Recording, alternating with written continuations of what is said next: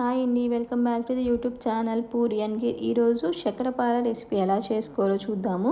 ఇదైతే perfect tea time snack and ఈజీగా చేసేసుకోవచ్చు. అండ్ దీనికి చేసుకోవడానికి మనం ఎక్స్ట్రా ఇంగ్రీడియంట్స్ ఏం కొనవసరం లేదు. ఇంట్లో ఉండే ఇంగ్రీడియంట్స్తో ఈజీగా క్విక్గా చేసేసుకోవచ్చు.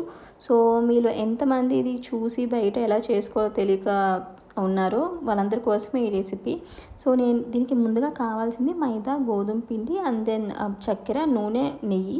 సో నేనైతే ఇక్కడ 1:1 రేషియోలో తీసుకున్నాను మైదా అండ్ గోధుమ పిండి. లేదు అనుకుంటే మీరు గోధుమ పిండి యూస్ చేయొచ్చు, మైదా వద్దు అనుకుంటే ఆర్ఎల్స్ 2 కప్పులు మైదా వేసుకొని యూస్ చేసుకోవచ్చు. నేను 1 కప్ మైదా, 1 కప్ గోధుమ పిండి తీసుకున్నాను. అండ్ దెన్ 3/4 కప్ చక్కెర తీసుకొని దాన్ని మిక్సీలో వేసుకొని ఆ పౌడర్ని ఫస్ట్ వేసేసుకొని ఈ డ్రై ఇంగ్రీడియంట్స్ని ఫస్ట్ మంచిగా మిక్స్ చేసుకున్నాను. తర్వాత ఇక్కడ మెయిన్ టిప్ ఏంటంటే మనం ఈ పిండిని ఫ్రిడ్జ్లో కానీ పెట్టుకుంటే వెంటనే మిక్స్ చేసేసుకుంటే కలిపేసుకుంటే మనకు అంత పర్ఫెక్ట్గా రాదు. సో ఆ పిండి యొక్క కూల్నెస్ పోయేంత వరకు బయట పెట్టుకొని తర్వాత మనం ప్రాసెస్ స్టార్ట్ చేయాలి.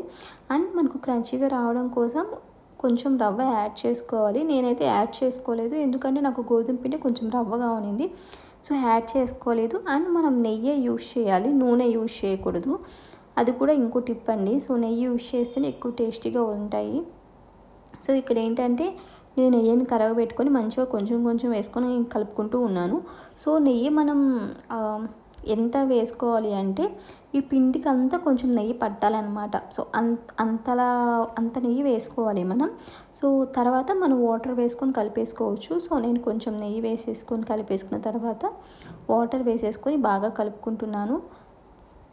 సో మంచిగా ఈ పిండి అనేది మంచిగా సాఫ్ట్గా వచ్చేంత వరకు కొంచెం కలుపుకోవాలి. సో ఇక్కడ కొంచెం టైం పడుతుంది. సో మంచిగా సాఫ్ట్గా వచ్చేంత వరకు కలుపుకొని కొంచెం సేపు పక్కన పెట్టేసేయాలి. ఒక 1/2 అవర్ అలాగా రెస్ట్ ఇచ్చేసేయాలి. తర్వాత మనం ప్రాసెస్ స్టార్ట్ చేసేసుకోవచ్చు. నేను ఇక్కడ కొంచెం కొంచెం నీళ్ళు పోసుకుంటూ కలుపుకుంటూ ఉన్నాను.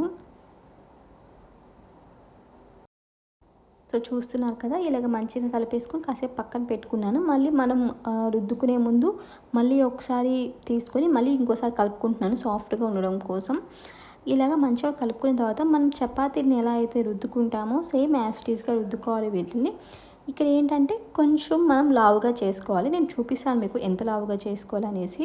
ఇక నేను వీడియోలో చూపిస్తున్నాను కదా, సో ఇక్కడ వీడియోలో చూపించినంత కొంచెం లావుగా చేసుకొని ఇలాగ మనం మీకు ఏ షేప్ కావాలంటే ఆ షేప్ ఇంత లావుగా చేసుకున్నాను నేను. అంతే మనం చాక్తో కట్ చేసుకోవాలి. మీకు ఏ షేప్ కావాలి, లైక్ స్క్వేర్గా కావాలా, డైమండ్స్లో కావాలనేసి ఆ షేప్లో కట్ చేసుకొని ఒక ప్లేట్లోకి తీసేసుకొని ఆయిల్ బాయిల్ చేసుకున్న తర్వాత ఆయిల్ ఇవన్నీ మనం వేసేసుకొని వేయించుకోవాలి.